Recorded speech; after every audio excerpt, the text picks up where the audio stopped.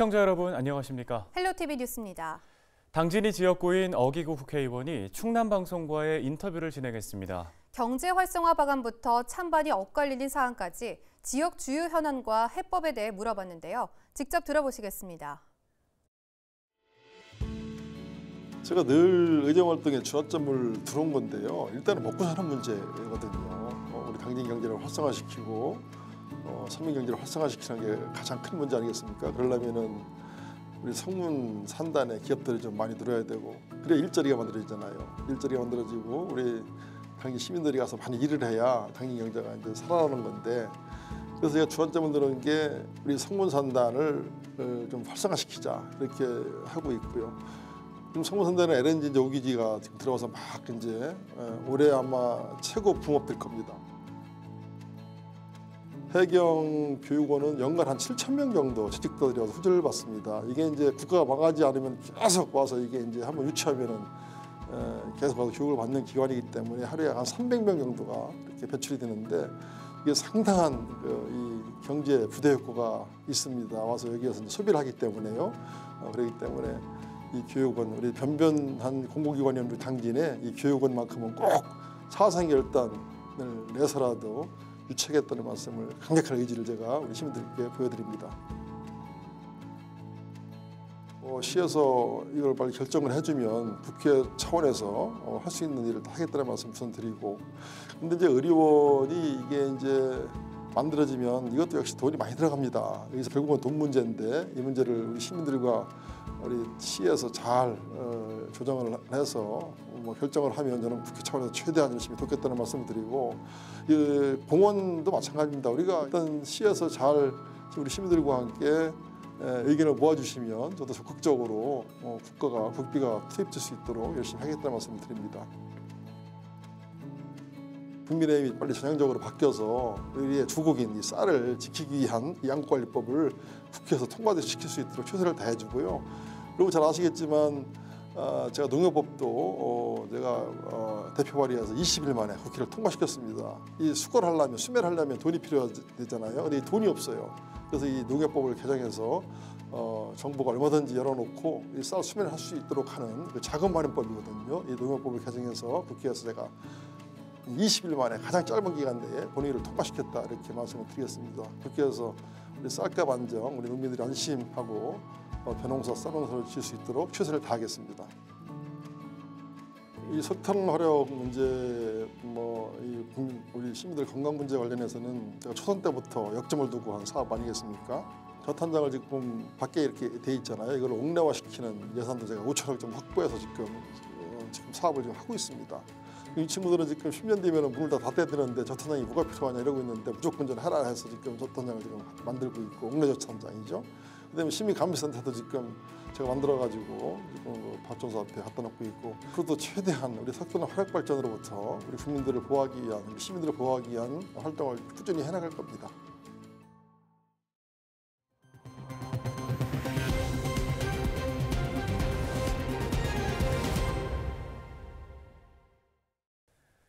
설 연휴 기간 충남은 대체로 맑은 가운데 명절 당일 비 또는 눈이 내릴 전망입니다. 대전지방기상청은 연휴 첫날인 21일 오전에 기온이 일시적으로 낮아졌다가 낮부터 평년 수준을 회복할 것으로 예상했습니다. 설 당일인 22일에는 저기압의 영향으로 충남권 대부분 지역에 비나 눈이 내릴 것으로 내다봤는데요. 연휴 후반부인 다음 주부터는 기온이 큰 폭으로 떨어져 이번 겨울 가장 강력한 추위가 찾아올 것으로 예보했습니다. 다음 소식입니다. 지난 주말 전국 곳곳에 내린 눈으로 눈길 교통사고가 잇따랐습니다. 귀성 행렬이 시작되는 2주 주말에도 눈 소식이 있어 각별한 주의가 필요해 보입니다. 보도에 전소연 기자입니다. 세차게 내리는 눈살을 뚫고 차들이 엉금엉금 기어갑니다. 경찰관이 미시령 터널 진입로에 서서 차량을 통제합니다. 사고 위험 때문에 월동장구를 갖춘 차들만 미시령 터널 통행이 허용됐습니다. 쌓인 눈을 치우기가 무섭게 이번 주말에도 눈 소식이 있습니다. 기상청은 설 당일인 22일 강원 영동 지역을 제외한 중부지방을 중심으로 눈이 내릴 전망이라고 밝혔습니다. 또 귀경행렬이 시작되는 23일과 24일에는 대륙 고기압 확장으로 찬바람이 불면서 호남과 제주에 많은 눈이 내릴 것으로 예상됩니다. 눈이 내릴 경우 미끄러짐 사고가 발생할 위험이 높습니다. 지난주 내린 폭설로 동해고속도로에는 7중 추돌 사고가 발생해 60대 남성 등 2명이 다쳤습니다. 눈길, 빙판길은 제동거리가 길어지기 때문에 충분한 안전거리를 지켜주시는 것이 중요합니다. 그리고 항시 감속 운전을 하시는 것이 매우 중요하고요. 두 번째로 타이어, 체인 등 월동 장비류를 잘 쓸 수 있도록 미리 점검해 주시는 것이 좋겠습니다. 또 비닐하우스나 축사가 무너질 위험도 있습니다.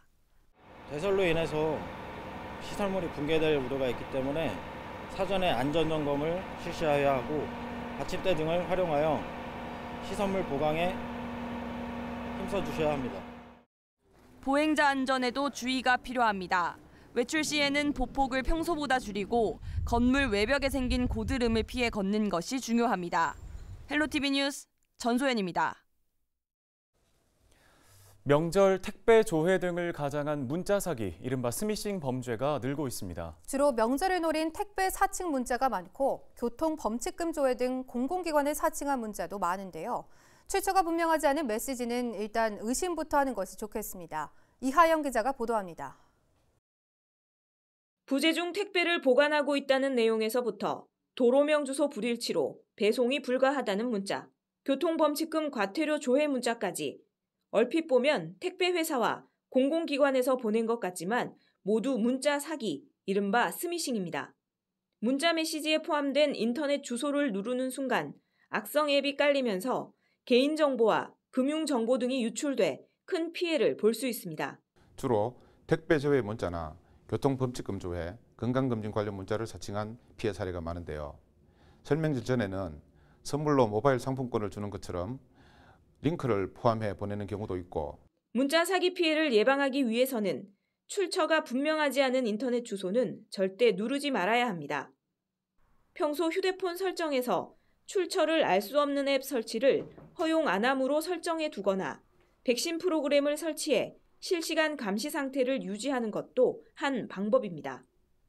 스미싱 피해가 의심될 경우에는 불법 스팸 대응센터 118로 신고하면 24시간 무료로 상담받을 수 있습니다. 만약 실수로 클릭을 했다면 백신이나 악성 코드 탐지 앱을 이용하여 악성 앱 설치 여부를 확인 후 삭제해야 합니다.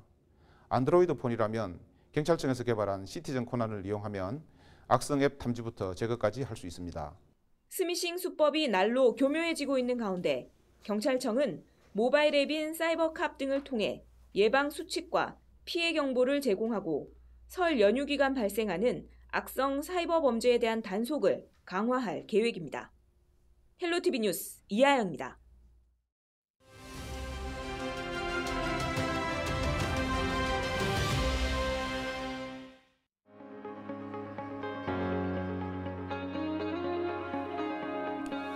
삼 년 만에 코로나에서 자유로운 설 명절을 맞았습니다. 이에 따라서 고향 대신에 해외로 떠나는 여행객들도 급증했다고 하는데요. 해외 대부분 나라의 입국 규제가 풀렸고 또 방역 절차가 간소화되면서 여행을 자유롭게 떠날 수 있는 분위기가 만들어졌기 때문입니다. 한 온라인 여행사에서 조사한 올해 설날 연휴 트렌드를 좀 살펴보면 지난해 연휴 대비 해외 패키지 여행 이용률은 3,187%, 항공권 이용률은 3,135%나 크게 증가한 것으로 나타났습니다. 항공 노선별로는요, 일본이 절반에 가까운 48.7%, 그리고 동남아가 36.7%, 대양주가 5.5% 순이었는데 짧은 연휴 기간을 활용해서 해외 근거리 지역 여행 계획을 세운 것으로 보입니다. 인천공항에만 설 연휴 기간 하루 평균 12만여 명의 여행객 발길이 이어질 것으로 예상된다고 하는데요. 지난 설보다 13배나 많은 수치입니다. 이렇게 고향 대신에 해외 찾는 여행객들이 크게 늘었는데 고향에서 자녀를 기다린 부모님들 계시다면 조금은 서운한 마음도 들 것 같습니다. 부모님께도 안부 꼭 전해주시고요. 가족과 함께 따뜻하고 행복한 설 명절 보내시기 바랍니다. 데일리 브리핑이었습니다.